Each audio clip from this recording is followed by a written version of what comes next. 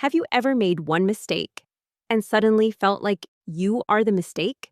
Maybe you said something hurtful and disappointed someone. Maybe you failed at something important.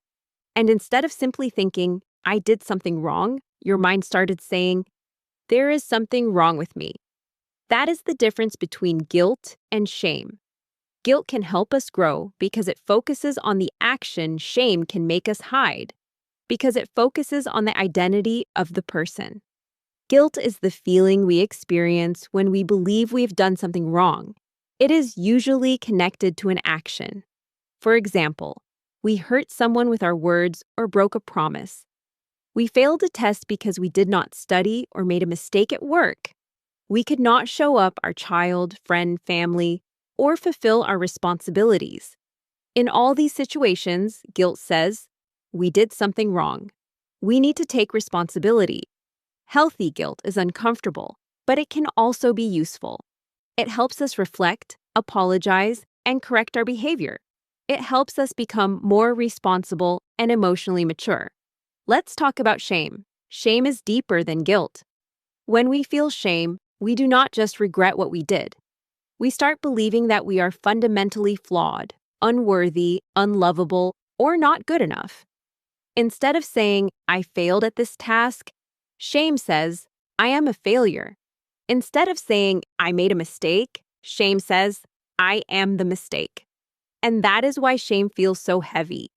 It does not only make us feel bad about what happened, it makes us feel bad about who we are. What causes shame? A need to belong and fear of rejection. As human beings, we have a deep need to belong. From the earliest stages of human life, belonging to a group meant safety.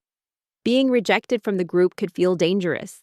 Even today, our brain is highly sensitive to rejection, criticism, judgment, and exclusion.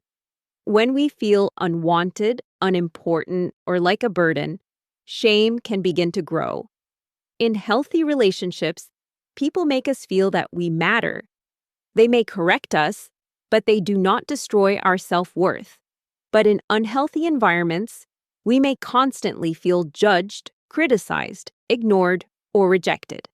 A toxic workplace, judgmental peer group, or harsh family environment can cause shame. Harsh or toxic parenting. A lot of deep shame begins early in life. A child discovers who they are by looking at the faces, words, and reactions of their caregivers. When a child is loved, guided, protected, and emotionally supported, they begin to believe, I matter. I am safe. I am worthy of love. But when a child is constantly criticized, compared, rejected, ignored, shouted at, or blamed, the child may begin to personalize the parent's behavior. Instead of thinking, my parent is angry, the child thinks, I must be bad. Instead of thinking, my parent is struggling, the child thinks, I am the reason for the problem. This can create deep beliefs like, I am not good enough. I am not worthy of love. I am a burden. I have to be perfect to be accepted. And these beliefs can continue into adulthood. The gap between expectations and reality. Shame can also come from the gap between what we expected from ourselves and what actually happened. Maybe society expected you to be successful by a certain age. Maybe your family expected you to achieve something specific. Maybe you expected yourself to always be strong, perfect, attractive, productive, or successful. Then life happens.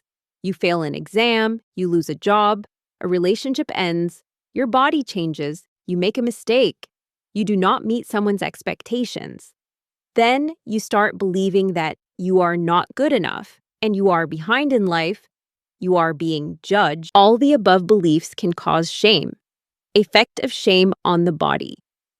Shame is not just a thought. It can also be felt in the body. When shame is triggered, the brain may experience it like a threat. Your stomach may feel tight. Your voice may shake. Your body may freeze. Effect of shame on the mind. Shame changes the way we see ourselves. It creates a harsh inner voice. The danger of shame is that it takes one mistake and turns it into an identity. You did not just disappoint someone. You become a disappointment. You did not just make a poor choice. You become a bad person. But that is not truth. That is shame speaking. Effect of shame on the behavior of a person. Shame often creates protective behaviors. Some people isolate themselves. Some avoid challenges because of the fear of being judged. Some people become defensive. They lash out, blame others, or become angry because the shame feels too painful to sit with. Some people become people pleasers. They say yes when they want to say no. They ignore their own needs. They try to earn love by being useful to everyone. Some people become perfectionists. They overwork, overachieve, because deep down they feel they are never enough. From the outside, these people may look successful, helpful, or strong. But inside, they may be carrying a silent belief. If I stop proving myself, people will reject me. This is hidden shame. Shame after abuse or trauma. Sometimes shame does not come from what we did. Sometimes shame comes from what was done to us. People who have experienced abuse, neglect, bullying, or trauma may carry shame that was never theirs to carry. They may think, why did this happen to me? Why did I not stop it? Maybe it was my fault. Maybe I deserved it. But abuse is never the victim's fault. The responsibility belongs to the person who caused harm. Many coping behaviors develop as survival responses. Some people overeat, shut down emotionally, avoid intimacy, become overly sexual, people please, or hurt themselves emotionally or physically. These behaviors are not signs that someone is bad. They are signs that someone has been trying to survive pain. But survival patterns can be healed. Shame can be unlearned. How to overcome shame. The first step is to recognize shame when it appears. Say to yourself, this is a shame response. My mind is attacking my identity right now. When you name shame, you create distance from it. You are no longer completely controlled by the feeling. You are observing it. Separate action from identity. Ask yourself, did I do something wrong, or am I calling myself wrong? This question is powerful. Maybe you made a mistake. Maybe you need to change something about your behavior, like develop good communication skills, show up as a kind and loving parent, be more competent in your job, and so on. But your action is not your entire identity. You can say, I made a poor choice, but I'm not a worthless person. I hurt someone, but I can take responsibility and grow. You are more than your worst moment. Practice. Self-compassion. Shame grows when you are hard on yourself. Healing begins with self-compassion. Self-compassion does not mean making excuses. It means speaking to yourself with honesty and kindness at the same time. Instead of saying, I am terrible, try saying, I am hurting, and I need to understand what happened. Instead of saying, I always ruin everything, try saying, I made a mistake, but I can learn from this. Instead of saying, no one will love me, try saying, I am struggling with shame, but I am still worthy of care. Self-compassion is one of the strongest antidotes to shame. Share with someone safe. Shame survives in silence. When we hide our pain, shame becomes louder. But when we share our feelings with someone trustworthy, shame begins to lose power. This could be a close friend, a family member, a therapist, a support group, or someone who can listen without judging. You do not need to tell your story to everyone. Choose someone emotionally safe. A safe person will not use your vulnerability against you.